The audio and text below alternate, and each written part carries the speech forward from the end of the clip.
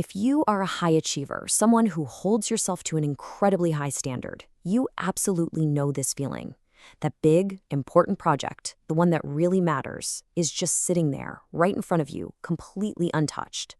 It is a deeply frustrating paradox, and today we're going to dig in and really understand why it happens.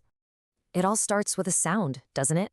That clock on the wall. It isn't just marking time anymore. It feels like it's counting down every single one of your failures, second by agonizing second.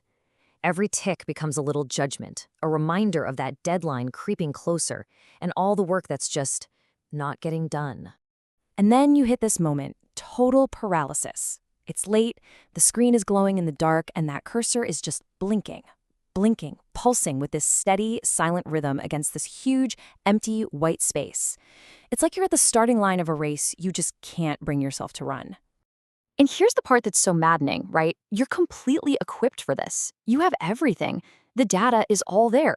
You know you have the talent. You can see the finished product perfectly, right there in your mind's eye. And it's not like you didn't have time, you had weeks. So what is the problem? Well, the problem looks a lot like this. It looks like distraction, but it's a very specific, kind of highbrow form of it. You're not just scrolling through cat videos. You're on this deep intellectual detour that feels super productive, but is actually just a brilliant, sophisticated way of avoiding the real work. So what do we call this behavior? The world has a very simple and, as it turns out, very wrong word for it. People on the outside, and hey, maybe even that critical voice inside your own head, they just chalk it up to laziness. They see it as a failure of willpower, a simple lack of discipline. It's an easy label to slap on, but it completely, totally misses the point of what's actually going on. So we have to ask the question, right? Is it really that simple? Is a mind that's built for complex, high-resolution thinking really getting tripped up by something as basic as laziness? The source material for this says no. Something far more sophisticated is at play here. And this brings us right to the heart of the matter. This isn't some character flaw. It's a cognitive cost. And it has a name, the perfectionist's tax. So listen, this is the crucial point. You are not avoiding the work. You are avoiding a specific, incredibly painful feeling. You're avoiding that gut-wrenching moment when the perfect, crystal-clear 8K resolution masterpiece in your head has to become a clunky, messy, imperfect first draft on the page. That gap feels like a catastrophe, and the tax is all the time and energy you waste trying to avoid it. And this gets to a really critical distinction. See, for most people, the fear is just outright failure. But for the high-resolution mind, the real terror isn't failing. It's the soul-crushing possibility of just being average, of producing something that's merely fine or good enough. This fear, it actually creates a prison. But it's a really strange kind of prison, because you're the one who built it. And you built it using your greatest strengths. It really boils down to this. Your high standards, the very thing that makes your work potentially brilliant, are the exact same thing that prevents you from even starting it. You're stuck in this stalemate with yourself, where your own ambition is at war with your fear of imperfection. So what are the bars of this cage made of? Well, they're made of your incredible vision. They're made of your talent for seeing all the complex moving parts. They're forged from your deep analytical skills and welded together by that overwhelming terror of being mediocre. Your greatest assets have literally become your lockdown. Okay, so how do we get out? The answer isn't about just trying harder or finding some new source of motivation. It's about going deeper. We have to go past psychology and get right down to the biology. This is the million-dollar question, isn't it? If your own strengths are what have trapped you, how in the world do you break free? How do you turn the key when the lock is made from the very best parts of who you are? And let's be absolutely clear about one thing. Just do it is not going to work here. Those generic motivational posters, they are useless against a problem this complex. Dismissing this as a simple lack of motivation is exactly why so many brilliant people stay stuck. The real path forward is actually pretty counterintuitive. First, you have to ignore all that simple advice. Then, you have to go right to the source, deep into the mechanics of your own biology. We need to understand on a biological level why your brain is treating a blank document like it's a lethal threat.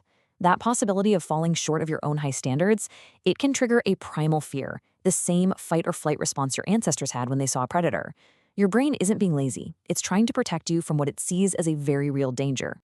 And that is the ultimate goal here, This isn't just about finishing one more project. It's about fundamentally rewiring your entire response. It's about understanding the perfectionist tax so you can finally stop paying it. It's about breaking that painful, paralyzing loop of the genius who just cannot begin. Okay, you know the scene. It's 2 in the morning, that deadline isn't just looming, it feels like a black hole pulling you in. But you're just stuck, staring at a blank page, paralyzed. And instead of writing, you're scrolling, you're deep diving some random topic, you're doing literally anything but the one thing you have to do. If that sounds even a little bit familiar, well, you're in exactly the right place. We are about to look under the hood of your brain and figure out what is really going on. And this quote right here, it gets to the absolute core of the problem for so many of us, especially high achievers. See, it's not really about the work itself. It's about that terrifying, massive gap between the perfect, flawless vision you have in your head and the messy, clumsy, imperfect first draft you know you have to create to even get started. So this feeling, this total paralysis, it isn't just some random quirk. No, it's a very specific phenomenon, and it comes with a heavy price. Let's just call it the perfectionist tax. It's that moment when your own high standards actually build the very cage that traps you. And this comparison is absolutely key to understanding everything. On the outside, to everyone else, it just looks like you're being lazy, or maybe you lack discipline. But what's actually happening inside your head is so much more complicated. This isn't a moral failure, it's a high-functioning, deeply sophisticated self-protection mechanism. It's basically a civil war between your ancient primitive brain and your modern evolved mind. You know, for someone with what we're calling a high-resolution mind, the driving fear isn't just about failing. It's something much deeper, almost existential. It's the profound dread of creating something that's just fine, just average, something that doesn't live up to that incredible, crystal-clear vision you have inside your head. So let's try to reframe this whole thing. What if this response, as absolutely maddening as it is, isn't a bug in your system? What if it's actually a deeply ingrained feature of your brain? A feature that's just trying, and, okay, failing, to do its primary job of protecting you. And that brings us to a really important term, prediction error. Just think of it like this. It's the gap between who you believe you are, smart, capable, brilliant, and the possibly imperfect thing you're about to produce. Now, your brain doesn't see any nuance here. It sees that gap, and it immediately flags it as a direct threat to your survival. Okay, so how does a threat on a piece of paper turn into a full-blown system shutdown? To get that, we have to dive deep into the actual mechanics of our biology, into a process that scientists call the amygdala hijack. And here is the fundamental disconnect. You, with your conscious mind, see a dissertation, you see a business plan. But your amygdala, that's the brain's ancient smoke alarm, it sees a predator. It sees a threat to your social standing, a fight for your very survival. I mean, to your amygdala, there is literally no difference between a tiger hiding in the grass and the blank document staring back at you. This slide basically lays out the whole biological chain reaction. It all starts when you look at that high-stakes task. Your amygdala just screams threat, and it floods your system with stress hormones like cortisol. This chemical flood completely shoves your rational brain, your prefrontal cortex, right out of the driver's seat. And since you can't physically fight the blank page, your system chooses the only other option it has, flight. And where do we fly to? Well, a lot of familiar places, right? Mindlessly scrolling social media, suddenly deciding to clean the entire house, falling down some endless research rabbit hole. These activities are not random. Each one gives you a tiny, predictable little microdose of dopamine, which acts like a temporary chemical bandage for the anxiety and the cortisol that are flooding your system. It's a very short-term fix for a very deep-seated problem. So, all of this, it all built to the single most important reframing in this entire explainer.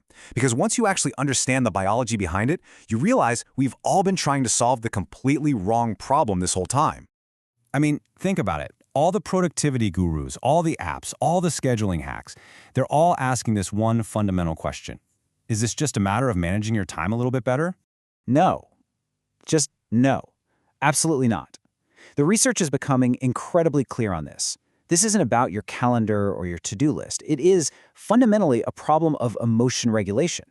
You aren't really managing time. You're avoiding uncomfortable feelings, like fear, anxiety, and that deep dread of just being average. And that's what it comes down to. Your brain is actively working against you, but for a reason that to it seems perfectly valid. It's trying to protect your identity, your ego, from the painful, devastating feeling that your first draft might not be a masterpiece. And this slide just lays out the two stories your brain can tell itself. If you don't even start, you can always say you failed because you didn't try. That's a story the ego can live with. It's safe. But if you try your absolute best and the result is still kind of mediocre, well, that leads to the story that you failed because you weren't good enough. And for your ancient brain, that feels like social death. It will choose procrastination every single time just to avoid that outcome.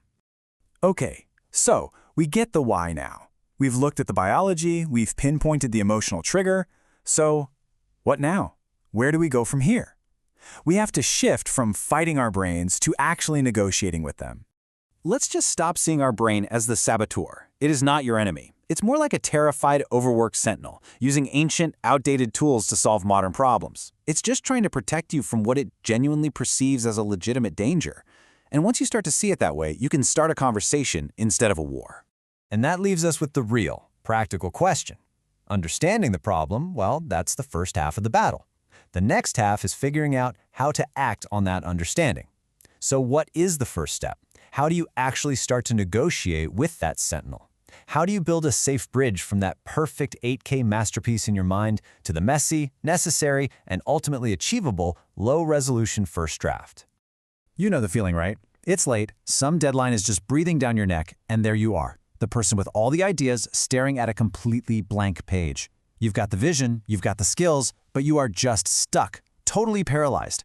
Well, we're going to get into exactly why that happens, and way more importantly, how you can finally break that cycle. And this just nails it, doesn't it? It's not that you're lazy, not at all. It's the fear, the dread that whatever you put down first won't even come close to that brilliant, flawless movie playing in your head.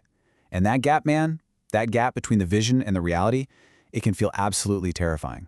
So let's really paint the picture here. It is 2 in the morning. The clock is practically mocking you. You have all the research, all the notes. You know exactly what you need to do. And yet, nothing moves. This is what we call the genius's paralysis. It's that cruel twist where your highest standards, your greatest superpower, become the very cage that locks you in. Sound familiar? That blinking cursor just staring back at you, almost challenging you. Or that sudden, desperate need to know everything about the history of cartography. Or just the endless, mindless scroll through social media. Look, these aren't just you procrastinating. These are your brain's clever little escape routes, designed to protect you from what it thinks is a major threat. It's time we give this thing a name. Let's call it the perfectionist tax. Think about it. It's this invisible price you pay for having that high-resolution mind. It's a tax on your creativity, on your productivity, and honestly, on your sanity. And it's all levied by your own sky-high standards. And here's where it gets so frustrating. On the outside, people might just see laziness or a lack of discipline. But the internal reality? It's a bone-deep fear of being just average. It's not that you lack discipline, it's that you're trapped inside a fortress you built yourself, with standards so high you can't find a way out. So the first step is to completely reframe what's actually going on here. This is you. This is the high-resolution mind. You can think of it as an orchid mind. It's capable of creating things of incredible beauty and complexity, but it's also really sensitive. It craves that depth, that structure. And that is your superpower, for sure.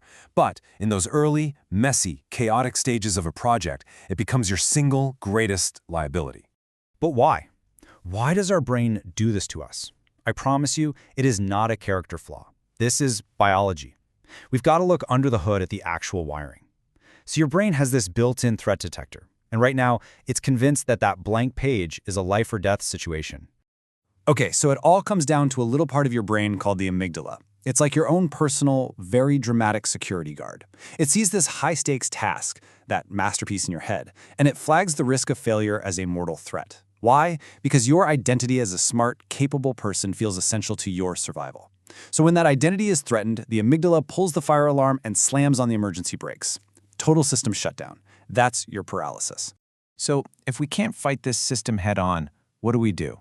We have to get clever. We have to hack it with a command it won't see coming. So right now, let's install a new piece of software into your operating system. We'll call it the Bad Draft Protocol. The whole idea is to intentionally, strategically, lower the bitrate of what you produce first. Yep, you read that right. Let that sink in for a second. Your goal is no longer to be good. It's not to be brilliant. For the next hour, your one and only mission is to create the absolute worst, most embarrassing, clunky, low-resolution garbage you can possibly think of. And here's why this little trick is so powerful. It completely flips the script on your brain. By making bad the actual goal, you neutralize the threat, right? If the whole point is to create a disaster, well, there's no way you can fail. Your identity is safe. You basically trick that overcaffeinated security guard in your brain into thinking, oh, false alarm, and it just stands down. You sneak right past the amygdala's alarm system. Okay, the alarm is off. The threat is gone. Now we can finally shift our whole mindset. You are no longer a victim, trapped by your own high standards. From now on, you are the architect of your own creative process, and it is time to lay the foundation. Burn this into your memory. The first thing you build is not supposed to be beautiful. It's the scaffolding. It's that raw, ugly, temporary wooden mess. Its only job is to be functional, to hold things up so that you can come back later and build the real thing, the masterpiece. Nobody stands around judging the scaffolding. They wait for the cathedral to be finished. You need to start thinking like a sculptor. A sculptor doesn't start by carving the perfect, delicate details of an eye. No, they start with a big, shapeless lump of clay. That lump, that is your terrible first draft. They literally have to fail at making a face for hours before they can even begin to succeed. The process is always the same, from a shapeless lump to a crude, basic form. And only then, only at the very end, do you get to the fine details. So this is the fundamental shift you have to make. You're moving from being the victim who's trapped by high standards to being the architect who uses those exact same standards as the final blueprint. You stop being paralyzed by fear and you start evolving, one ugly, messy, wonderful iteration at a time. And look, if you forget everything else, just remember this one thing. This is the unbreakable law of creation. A terrible page is infinitely better than a blank one. Why? Because you can fix a terrible page. You can shape it, you can rewrite it, you can improve it. A blank page, well, a blank page is just nothing. It's a void. So now you have it. We've neutralized the threat, we've reframed the mission, and you have a tactical plan to get started. The alarm is off, the path is clear. So I'm asking you, give yourself permission to start with that shapeless lump of clay. Go on, go build some truly awful scaffolding. Your masterpiece is just waiting for you to begin. All right, let's talk about something I think a lot of us know all too well. It's that feeling of being a genius, but you're totally frozen at the starting line. If you have ever found yourself stuck, knowing exactly what to do but just unable to do it, then this is for you. And this quote, wow, it just gets right to the heart of it, doesn't it? See, this isn't about being lazy. It's not a lack of discipline. It's something way more sophisticated. It's this epic battle that's happening inside your own brilliant, high-resolution mind. So yeah, let's dive right into that experience. That feeling of paralysis. It's so familiar, right? The genius who just cannot begin. Picture this. It's 2 in the morning. That deadline isn't just looming, it feels like a physical weight on your chest. You've got all the tools, you have the talent, you have everything you need to absolutely crush this. Everything except the ability to actually start. And there it is, the enemy. That blinking cursor on a blank white page. It's like the ultimate symbol of this stalemate, just this tiny rhythmic pulse reminding you that for all your big ideas, nothing is happening. And suddenly, the clock on the wall isn't just background noise anymore. Oh no. Every single tick feels like a judgment. Tick, tock. Another second gone. It's practically mocking you. Okay, so let's put a name to this enemy, because this is not a character flaw. It's a very specific, very real psychological price you pay for having a mind that sees things in such brilliant detail. We're going to call it the perfectionist's tax. And here's the absolute key. The terror isn't about failing. Not really. It's the soul-crushing dread of producing something that's just, okay, just average. That giant canyon between the masterpiece in your head and what you might actually create, that's where you pay the tax. And this right here, this shows the complete disconnect. You know, the rest of the world looks at this and they label it. They call it laziness or a lack of discipline. But the reality, what's actually going on, it's a desperate fight against being mediocre. Your own high standards have become a cage. So, enough admiring the problem. We're here for a solution. Let's get to the toolkit. It's a simple, elegant technique called the 5-minute surgical strike. This isn't about using brute force to smash through the wall. This is about being clever. It's about precision. It's just 3 little steps. First, the nano timer. You set a timer for exactly 5 minutes. Not 6, not 10, just 5. Second, the messy first line. You start by writing something you know is awful. You break the spell of that perfect blank page. And third, and this is the real game changer, dopamine stacking. You reward yourself just for starting. So why on earth does this work? Well, it's a little bit of a brain hack. You see, your brain's alarm system, the amygdala, it freaks out at the thought of some huge, monumental task. But 5 minutes? Piff, that's nothing. It sees that as a low-cost activity. It's too small to be a threat, so it just flies right under the radar. The alarm bells never even go off.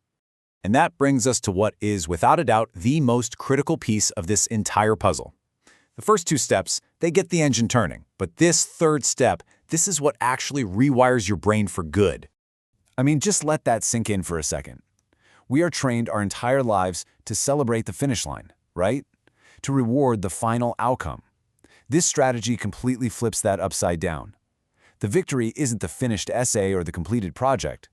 The victory is just opening the file. The win is the moment you decide to start. By celebrating that one single tiny action, just starting, you kick off something called dopamine stacking. You're giving yourself a little hit of that feel-good chemical, dopamine, for doing the easiest part. And when you do that over and over, you literally teach your brain to love starting things. You're rewiring it to value your own agency, your own action, more than the final result. You are taking back the controls.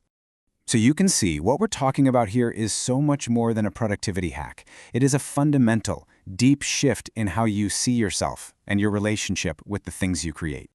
That perfect 8K masterpiece in your mind, it can become a ghost that haunts your present, paralyzing you right here, right now.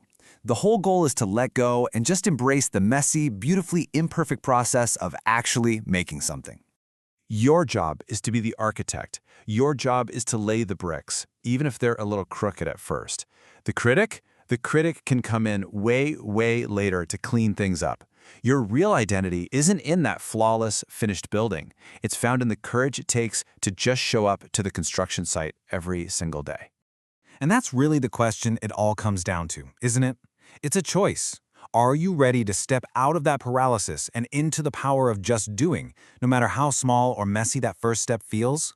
So be the architect. Let the critic wait. Use this 5-minute surgical strike to just lay that first messy brick. Reclaim your focus, reclaim your power to act, and just start building.